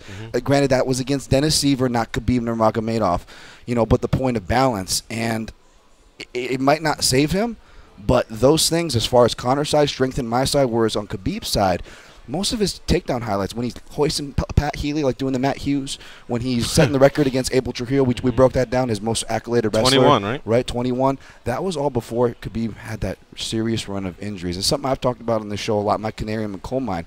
When you see wrestlers, when they get older, they stop doing takedowns. Now, we can point to some of them. We go, oh, Hendo fell in love with his right hand about this point in his career. We can point to certain guys, they fell in love. But some of those guys will go back to their wrestling, and the wrestling doesn't look the same because wrestling depends on your knees and your back. What's the first thing to go on you guys fighters? You guys wear out all the time, right? Knees, back, ribs, anything in that torso. And and my argument, I feel like Khabib's takedowns actually might have gotten worse because if you look at the way he's doing takedowns now, he's reaching for those low ankle pick singles when he doesn't want, cause he's trying to avoid the counters after that Michael Johnson fight, and that's fine and all, but you're relying on a guy's balance and agility, and Conor has that. Now, if he is able to steer him to the fence, I think Conor's effed, to be honest. You know, if he's able to, not effed as in game over, you know, Khabib still has to finish him within that round. If not, have to take him down the next round, right? But yeah, I mean, it's not quite as game over if you're actually watching. You know, Conor McGregor can wrestle guys. Eddie Alvarez, UFC fight. I'm sorry to break it here. If you're in the UFC, you could probably wrestle a little bit. I'm going to go out on a limb and say that. Now, is it going to be enough? I'm not saying that. I'm just saying you got to respect the other side of it. All right. Beautiful. Let's talk to Ben in New Zealand. What's up, Ben? How you been? Yeah, I've been through his match of fight this weekend, so I don't spend too much time on his first thing, but I'm just going to start through. Wait, let me stop you right there. I thought, is New Zealand a planet we haven't discovered? Yeah, you sound awful, Ben. What's the deal? Oh my gosh! Oh my god! That was a 1-2. Let me put him back on hold. Let's see if we can get a better connection there. Samson in Cali. What's up, Samson? Hey, what's up, guys? It's been a while since I called, but I was just at work listening to your conversation with Benson Henderson. I was like, you know, I think it's a good idea. You guys talking about, putting the top 10 lightweights and debating about it. I agree, Benson's one of the best. But about the Conor Khabib fight, it kind of bothers me how everybody talks about, Chad coming off the couch, taking him down. But like, Conor had a pretty significant knee injury. And, I'm not a fighter or anything, but I'd imagine, getting up and down against a wrestler like that would probably be pretty hard. So, I think Conor's going to win, but I wouldn't be shocked if Khabib wins. And, that Tony Ferguson interview, he's a little bit of a prick, man. I hope he gets whooped. But, covering a lot here. Jumping around. Okay. It's been a while, so, just get some thoughts out. Samson. All right, Samson. Thanks good for the stuff. call, Samson. Samson. I'm starting to lean more towards Pettis in that fight, by the way. And I like Tony Ferguson. Well, you got him on the breakdown, right? You guys both got him, I believe. So do I. And I think he's worth the bet because you just get – I think the odds are off. That's a pretty big Yeah. The lines seem to be spreading, too, on that one, too, for that But one. I'm always one of the first to say Tony Ferguson's one of the most impressive UFC lightweights ever. That's an incredible record that he has. And he is wired differently. He's wired like a champion is, obsessed with greatness. What do you think it is mentally that separates, that championship mentality from, non-champions? The title is the most important thing in their lives. Oh. And they probably can't publicly admit it, but even they probably means more to them, maybe aside from their wives and kids, or maybe even. Okay. You know what I mean? Whereas there's a bigger distance between the fighters that maybe don't obsess over it as much, but they literally, that's what they chase. That type of greatness, immortality, I guess. And to do it, they realize, no, honey, I have to leave for 2 months. Kind of like Khabib. He's got a wife and kid. Okay. You never hear about them, And now he does 2 month camps over here. He doesn't drink alcohol. That's more for religion. But you don't hear about him in the clubs or anything. Yeah, He's just Floyd doesn't drink alcohol, but he'd still go out and party and do that stuff. Right. Khabib's a different beast, man. Yeah, I think everybody's gonna move a little bit differently, because people look different. But he's definitely. You know who bounces a lot is Woodley. Yeah, but he still gets the shit done. You know what I mean? So I think it's just you just limit the distractions, which means you have to be an asshole, which means you have to be selfish. Okay.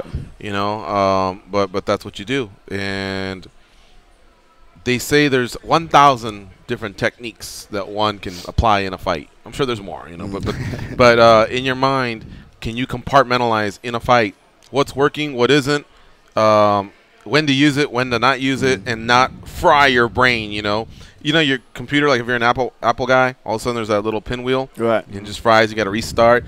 The better players can compartmentalize and, adjust or do what they need to do. GSP's incredible, man. He comes from karate, and look how much he obsesses himself with wrestling. He knew he could never out-wrestle great wrestlers. He faced Division I All-Americans, Division I title winners. But what he did find out was, wait a minute, I got this gymnastics background. I'm very explosive. What if I time it right? And now my takedowns, the explosion off of them, is what gets you down. The timing of it is what gets you down. And then once I'm on top, I start to smother you. He obsessed with Danaher in Brazilian Jiu-Jitsu. He obsessed with wrestling with the Canadian wrestling team. That's what he did, was specialized training, boxing with Freddie Roach. It's cool that you can find sort of, he wasn't a wrestler, but he was able to take the gymnastics and the athleticism and combine that to sort of counteract other people's higher level of wrestling. That's pretty cool. You can do some stuff like that. Let's do Ben in New Zealand one more time. What's up, Ben? A little better? I don't know. You tell me. There it is. Yeah, that's real good right there. I like that. Sweet. Yeah, hadn't Eddie been depleted seriously by being dropped twice before he even tried to seriously take Conor down? Mm-hmm. Yeah, that's what I was saying. The world of what if, though, is very dangerous. Yeah. Uh-huh. I agree that Conor's takedown defense is not as bad as all the haters claim, but I don't know if that fight has a whole lot of proof of that, because Eddie had been put on the ground twice, and probably he wasn't 100% Eddie, whereas Khabib probably isn't going to mess around on the feet, and when he tries to take Conor down, he's probably not going to be depleted like that. I also want to use that same fight for another argument. There's a lot of people that say one-hitter quitter. Conor touches you, you're going down. Well, in that same Eddie Alvarez fight, he knocked down Eddie Alvarez. For one, he hit him quite a few times. Yeah. He knocked him down quite a few times, but Eddie got back up. But it wasn't until the very end that he actually finished him. So that wasn't a one-hitter quitter like in the Aldo fight. That was one hit, boom, done. But there's been times where he hits other guys. And granted, I'm not saying he doesn't have power, but Jesus Christ, people make it sound like if he just touches you, you're going down. Exactly. So maybe Khabib can take a couple of those, and he's a guy that hasn't been knocked down. Hey, these are fun arguments to have, but it's up to those two to decide it. I agree with that point. Man, there's so much that goes into a fight that I don't think people realize. It's like, so we're talking about, Eddie was rocked and then he got taken down. Well, that's part of the fight. Yeah. Like, these things happen. Like, it's not a wrestling match. It isn't like, all right, we're going to stand here, you're going to shoot, and I'm just going to try to defend. It's me, you're going to try to shoot, I'm going to defend while I'm sending an uppercut, or while I'm trying to punch you in the face, or while I'm throwing a flying. There are all these other variables that play a part of a fight that people don't really I think what he means is, Mike, let's say you're facing a great wrestler. Right. Would you rather defend his first takedown after you've rocked him twice, or You haven't rocked him twice. Of course, I want to rock him twice. Right, that's what I'm saying. But again, could the wrestler maybe have gotten you down if he wasn't still clearing his bearings? But it's not a wrestler. But you're right. That's a mystery that we can't say. It's not tangible evidence where we can go for sure that would have happened. Right. We don't know. We don't know. He may have stopped it anyway. And striking is part of takedown defense. And I've seen Conor. He's working on these uppercuts, and and that's what he is. He's real precise with his strikes. Yeah. Habib can't get silly when he's coming in to take down Conor McGregor. He could eat some punches there that could lead to trouble. Right. Just like with GSP, how he added, he has the gymnastics to sort of help other skills that he has. Like Conor McGregor's the same way. He may not be like the best at takedown defense, but look at his precision on his striking. That plays a role in takedown defense. Dude's coming in and he's someone who can see the chin and bow, and he can hit you with the laser shot. Like these are all parts of takedown defense as well. I'm curious just how much effort he's going to put into these punches, knowing that if he overextends too much, he's going to get put on his ass. Especially with those knees that he was showing in the open workout. Those are even more riskier. Yeah. Finish up, Ben. How you doing, bud? I know you're calling from a long distance, and it's 4 a.m. over there. What's up? Yeah, you're saying that Khabib has never lost a round, but many will say that Khabib lost at least 2, maybe even 3 rounds against Tebow. He's obviously a very different fighter to Conor, so it's not necessarily the most relevant fight in a Khabib versus Conor calculation. But Dan, Tom, you must have gone over that fight with a fine-tooth comb at some point, and almost all media on MMA Decisions and most fans gave that fight to Tebow, and many gave Tebow all 3 rounds. Yep. So, Dan, Tom, what did you think of that one last time you rewatched it? Like, is great call. Khabib's always pristine, as Gigi and Joe Rogan say when they say he's only lost 1 round? I won't wax too much because I did go over it, but again, credit to you, Ben, for bringing that up and thank you, Ben, for the knowing call. that I'd be on that. But yeah, I did bring that one up and discuss that. Yes, sir. All right, we got to go to commercial. All right, let's do that. Let's take a commercial. You're listening to MMA Junkie Radio on the new Fight Nation Channel 93. No, that's not what I'm struggling over. What I'm struggling over was I want to remind myself, if we can bring it up, remind me at some point before the show ends, Machida versus Evans. Oh. All right, and I want to apply that to what we've been talking about, except it's not going to be uppercut talk. It's going to be the threat of a knee talk, and how he stifled the wrestler a little bit. All right, we'll be right back, folks.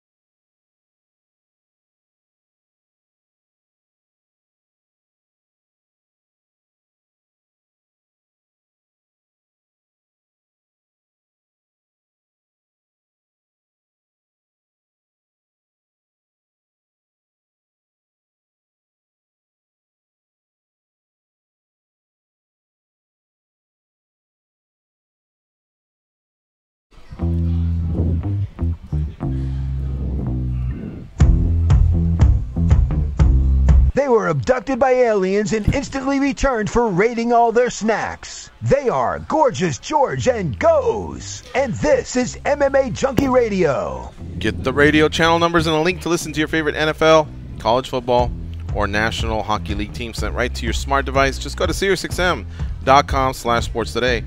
Click Add to My Calendar. All right, we're continuing on here with Mike Jackson, UFC welterweight, discussing everything and anything that's UFC 229. Right now, the fighters are having minus Khabib Nurmagomedov, the UFC lightweight champ, and Conor McGregor, the former UFC featherweight and lightweight champ. Minus them, they are having their media day. All the different reporters go around and scrum and ask them questions for about an hour. Then they face them off, and I guess they've already had some of the face-offs. So go to MMA Junkie's front page for exclusive coverage there. I should say exclusive, but for coverage there from our guys, John, Mike, Steven, Ken. And also, if you want to just head to our Twitter page, at MMA Junkie for the site, you can see a lot of the quick videos there individually. All right, let's do our daily debate here. Brought to you by the MMA Junkie Radio team and UFC welterweight Mike Jackson. Here we go, guys. UFC President Dana White says that UFC 229 is trending to do a potential 2.5 million to 3 million pay-per-view buys, which would, by the way, smash the UFC record, which is 1.65 million buys, and that was McGregor and Diaz too.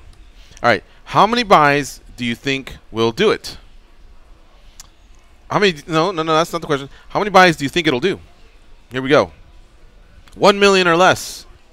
1 million to 1.5 million. 1.5 million to 2 million. Or 2 million or more. Goes, you go first. I'm going to go with 1 million to 1.5 only because now they're battling baseball playoffs. Oh, they're battling college football. They're battling hockey. You only get so many passes.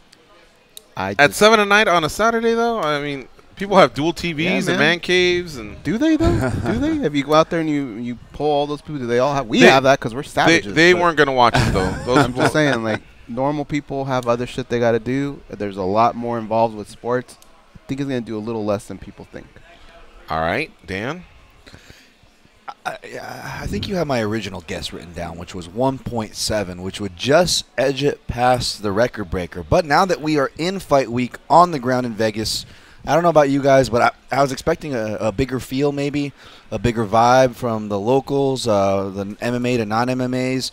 A lot of Connors fans came out, but not a lot of Irish. As far as the Irish that have traveled, it's more of a casual grouping. Now, the casual grouping makes for the big number, but I don't know if it's the reliable casual grouping, especially with what Goes said, other sports, and let's just be honest, the saturation of our current sport has seen some downtrend in numbers, which scare me. So I'm tempering it down.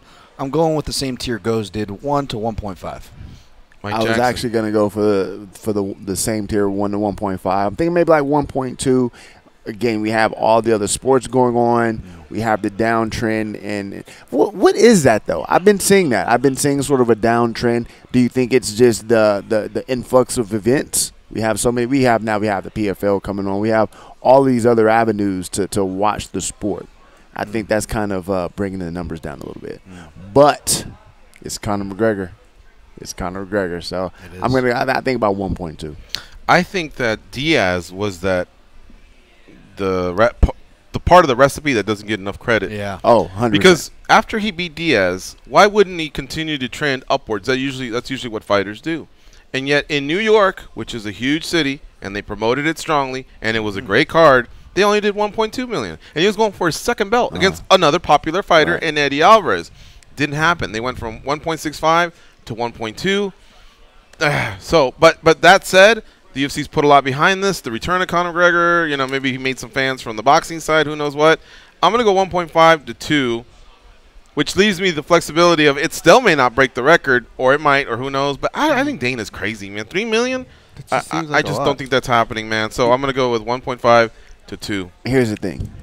That's what Dana's supposed to do. Exactly. That is what he's supposed to do. But why hasn't he done that in the past, then? Why does he just say it for all the fights? I honestly think because of what Dan was saying. I think he's looking at things and going, shouldn't it be a little bit more busy? Shouldn't there be more people at these open workouts? Remember Tyson fights? How many times did you go to a Tyson fight and you and your boy watched it?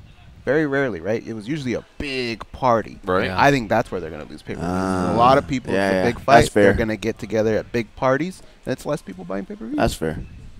All right. Well, here's how it came out. Okay. 38% said 1.5 to 2 million. Ooh. 29% said 1 to 1.5. 26% said 2 million or more. 7% said 1 million or less. Thank you to the 1,485 that voted. Thanks, guys. Yeah. I don't see it doing less than a mil. No, I don't think it goes less than a mil. So and I don't think it goes over 2. But who knows? I don't know. Now, one thing to keep in mind is after the Floyd fight, they kept talking, like some numbers initially came out where they said, it was 4 point something, and they didn't break the Manny record. And the other side was saying, 6, 7 million, and these other numbers from overseas. And that's never been part of the grouping that we talk about. When we talk about grouping, I think we've always just talked about pay-per-view numbers that are brought to us from the satellite providers, satellite and cable systems, and that's it. And I get it. You can order through UFC Fight Pass and other means. But once you start throwing in some overseas stuff, if it hasn't been thrown in the past, then don't include it. We want to talk about what the history of the sport is. You know what I mean? No, I agree. Because otherwise it's a whole other animal, I suppose. Well, you're adding in new numbers. Yeah. Like you're adding in other variables here that, like you said, weren't calculated in the We're going to wait for those Dave Meltzer / Kevin Iole numbers. Those seem to be the ones that get the respect. All right, let's blast through some calls, right, guys? Yeah. Yep. All right. We'll talk to waiting the longest. Looks like Hal from Chicago. What's up, Hal? How you doing? Hey, what's up, Mike Jackson? Thanks for coming in, man. No problem. Thanks for having me here. Hey, shout out to Kevin, fellow Chicagoan, fist bump. Man, never mind the Joe Rogan Schaub podcast. Schaub's going for Connor because he fucking likes his wardrobe, probably. Gives a fuck, you know? But, look, here's the take. Here's the thing. You know, I think the price, in the immortal words of Adam Sandler, you know, the price is wrong, bitch. You know what I mean? We got Habib here in a great spot. You know, Connor, like a lot of these millennials who get to the top, they struggle once they face adversity. Now, the real podcast you should have referenced was the Teddy Atlas one, where Teddy talks about how Tyson always broke when somebody got in his way and he faced adversity. And that's the same thing you're going to happen here. Okay, it's the same thing that happened to Ronda, to John Jones, and now Connor is the next falling star because Habib will not cooperate. He will not retreat. He doesn't give a shit about his Gucci belt. He doesn't care about his whiskey that he's pounding, about the lines of coke that he's doing. He's praying to Allah. He takes a break only to go pray, and then he goes back home and he sleeps and he wakes up and he's only thinking about that man and how he stands in the way of his glory. So I got Habib all day right here. I mean, about the striking mismatch, yes, there is, but I wouldn't put money on a guy who needs a kill shot. That's very dangerous to do. And he's in there at AKA. He's training with guys like Rockhold.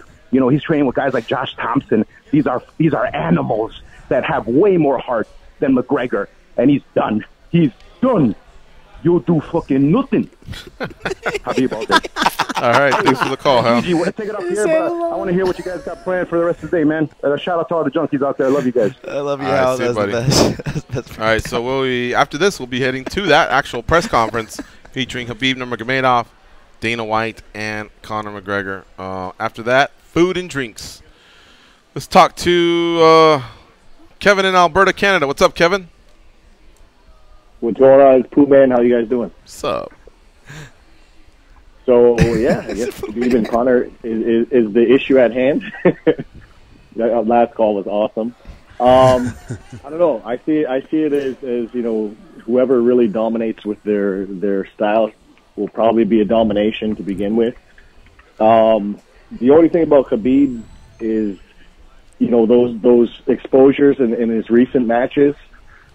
If Conor capitalizes on them, that's what he's got. You know, Khabib is very hittable, so that's one big problem he has. When you watch Michael Johnson, he was just kept hitting him, which shows he could take some hits because he didn't go out. Mm-hmm. And then next, he hasn't really evolved in his style ongoing. You know, Khabib really has a style that works, so he hasn't really had any reason to really evolve it like a GSP or something like that. And, you know, where Al Iaquinta kind of exposed, you know, his lack of hiding the takedown, you know, by in that fight he was kind of diving for a takedown, almost resembled Damian Maia versus Woodley. He was diving for takedowns, and after you couldn't get him anymore, he was forced to stand and duke it out. And again, you know, Khabib, I mean, Conor, he still has to get, his knockout as early as Khabib has to get his takedown. So either guy has to kind of dominate in this one going out. But it can go either way. I think Conor has a lot of good movement, and if he can nullify, takedowns and just take that out of Khabib's head, and then slowly pick him apart. And lastly, if it goes into the late rounds, Conor has that second wind. He had it on Diaz. He had it against Mendez. He didn't have it against Floyd. He didn't have it against the first Diaz fight. Come on now. I wouldn't give him that much, call him that much of a cardio machine. Not a cardio machine. Just, I said, a weird, a weird, burst moment at the end of the fight. He was tired. They were both tired in the second Diaz fight. And, a lot of people go, hey, don't forget, Chad Mendes took him down because Conor had an knee injury. Well, Nate Diaz also had an injury in the second fight, although that hasn't been used much. There wasn't any extensive coverage there. Maybe that affected why he couldn't finish strongly. I mean, he beat him on 10 days' notice. Why wouldn't he beat him with a full camp? That's one thing. And two, when has a Diaz's cardio deteriorated? Hardly ever. And you're right. Conor did nut up and was able to pull through in that fight. I think it's because he managed his energy better. But against he was telling us, hey, I can go 12, I can go 15 in boxing against Floyd. You saw that. That's one thing that started to kill him around the 7th or 8th round. So, I mean, like I say, tit for tat, we can always go back and forth with these things, but I wouldn't give him the advantage you just gave him over Khabib like that when it comes to the cardio. I don't think that's been defined. It's got to be something that's defined where you can go, check mark. I would say thank you for the call, buddy. I thought Puman's analysis was good. I think he had some good stuff in there. I think he just said that the early thing for Conor, which is true, and I agree, also kind of exists for Khabib, which is true if you look at the percentage of his takedowns. They come early and at a higher percentage earlier in his fights, so whether they're 3 or 5 round fights. And the other thing that he said that I'll just touch on real quick is that's the sad part is it may be one-sided either way, which makes it so ironic that it is a closer fight than people are giving credit for, is because we're not going to be able to see it no matter which way this goes. It's not going to look like a closer fight. It's oh, this guy sucks, right. No matter which way. Well, this guy was not what he thought he was, depending on who wins here, right? So. All right, got to take a last break. Let's do it. It's MMA Junkie Radio on the new Fight Nation Channel 93.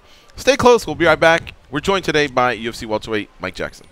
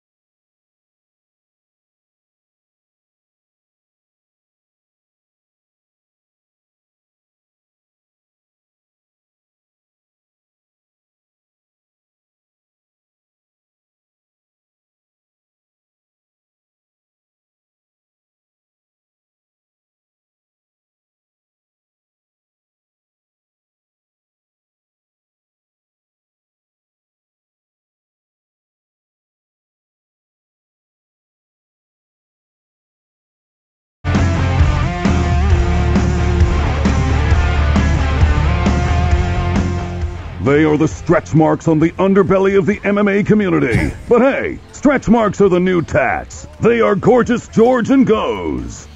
Every NFL game is on SiriusXM. Tonight at 8:20 Eastern, the Indianapolis Colts take on the New England Patriots. Hear the Colts call on Sirius 81, XM 226, and the Patriots on Sirius 83, XM 225. The national broadcast can be heard on SiriusXM NFL Radio Channel 88, or stream your team on your phone or at home on SiriusXM to connected devices and speakers. For a full list of games, times, and channel listings, go to SiriusXM.com/NFL schedule. All right, well, I don't want to run out of time without giving the taste test there that Dan Tom assembled for UFC welterweight Mike Jackson. So you already know you're going to be tasting Proper 12. Right. And then the other one was the Jameson's, right? What's the name of that one? Jameson. Jameson, okay. Well, oh, there it is. Okay. All right, Jameson. Except you don't know which is which because he poured them behind the scenes. He may be giving you the hint the way you see it, or he may have flip-flopped it. You don't know. So you get to try two. And obviously Mike knows he's either walking back to his hotel or taking an Uber. He's not getting behind an automobile. But let's see if you can. All right, let's see. Here's A. We want to hear. We want to hear from you. Which one's the better see one? what that nose is like. Irish whiskey A. He's giving it a shot. He's consuming it. He's savoring it. Okay, that's light. That's light. Okay. I don't know if that's a Like proper 12. I don't. 155 light? That's more like a 25 light. This is a little heavier. All right. He's giving Irish Whiskey X a try. That's if he's stepping up in weight going against the GSP. Ooh. I'm going to go with A as Proper 12. Number X is Proper 12. Really? Yeah. They're heavier. Really? They're heavier. Which is surprising, right? Which is I would have. So here's why. Okay. I never expected Connor to come out with his own whiskey. Like it's so quick. You're gonna get a whiskey. It's gonna age. You can't come out with it so quick. So what I'm assuming is, Connor, they took over someone else's whiskey company. Right. Is what it was. And then it was like I said, it was a little lighter. And so he came in real quick. He's like, let's just go with this and push it out. Because it wasn't like 24 price point, something like that, 25. Yep. Yeah. Yeah. Exactly. See, that's like a 20. This is light. This is a little heavier, but I mean I can see it. So I'm gonna go ahead and. There we go. Please enjoy. Proper enjoy. 12. Enjoy, There you go. sir. That was Toast honest. to good business. It was not set up. Toast to good I business. thought Dan Tom did a great job of masking what was what, and this is a genuine taste test with a fellow UFC fighter. So there you go. And a rounded opinion too. Usually, people will weigh in, say a little more lighter sometimes, but depending, he's showing that it does have some grit to it. Again, depending on the taste, I think you taste it on too. I'm sure it's maybe tasting a little different as you're having your second sip now. I don't know if it. No, like I said, again, being that he came out so quickly with it, that's why I assume. But no, Jameson isn't bad. But actually, like you said, since this is it, it's a little heavier, has a little bit more body to it. You could tell that's going to have you acting like Conor McGregor with like 2 shots. Did it complement the taste buds from the 3 Krispy Kreme donuts you had earlier? No, it didn't. Oh, it didn't too much. Right. That I have that savory taste has gone away, unfortunately. Right. Let's talk to some junkies right quick. Dan in Oregon, make it a quick one, buddy. What up, man? Man, I want to go back to what Hal from Chicago was saying. I thought that was a great call. He's mentioning how Mike Tyson was a great boxer, not a great fighter because he lacked that heart. And what I think is Conor's going to get retired, man. This guy's retired from MMA before. He's going to take such a bad beating that he's not even going to want to come back to the sport. Not for Nate Diaz, not for nothing. And this Conor McGregor Dick Rider convention that's going on is insane from the media to everybody. Fucking 27-0, Habib time. You got anyone picking Conor, you guys are out of your goddamn mind. Back to you guys, man. All right, maybe people just like Conor. I just love you know what? Screw this dick riding. Here's this dick riding. Boom. We got a lot great of point. Great point. This is great point. The dick riding convention anyway. The dick riding term doesn't get used often, but when it does, it cracks me up, man. All right, let's go to Dean in Georgia. What's up, Dean? How's it going? Good, sorry I can't be there for the gathering. Have That's a great okay. time. Hey, I wanted to say a couple quick things. I hope Conor doesn't win because I don't want the division on hijack again. The only way I would hope that Conor wins is if they did the 165 and Diaz. That would be the golden ticket. That would be the only UFC pay-per-view that would go over the $2 million if he was going up to 165 against Diaz for the trilogy. However, I want Khabib to win. I think he will win. But as for the co-main, I don't want Tony to win because I think he will win, but I don't want to see them two matched up, paired up another time. Take it easy, guys. Have a great time in Vegas. Okay. Can you discuss this? You could do it tomorrow. Is Hal's top 5 mushes? Because I think he got that. Huh? All right. Yeah. Thanks, bye. Thank you. Might be another one. What was one of the big ones he had recently? The Super Bowl, the Patriots. This will be number 1. No, but I thought there was one someone hadn't lost. Oh, somebody hadn't lost in 2 years, right? No, something more than that. Something that was pretty grand. He's had something like on that level, like whoa, okay. All right, we got to get out of here though. Thank you, Mike Jackson, for your time. It's great that you're still part of the UFC, and they're already offering you bout agreements. But I want you to get Logan Paul, and I want to thank Roy Nelson as well. And tomorrow we'll be joined by Duke Rufus and Brian Ortega in studio. For Jumbo Josh, Dan, Goes, Mike, I'm George. Have a nice day. Go out there and be a champion.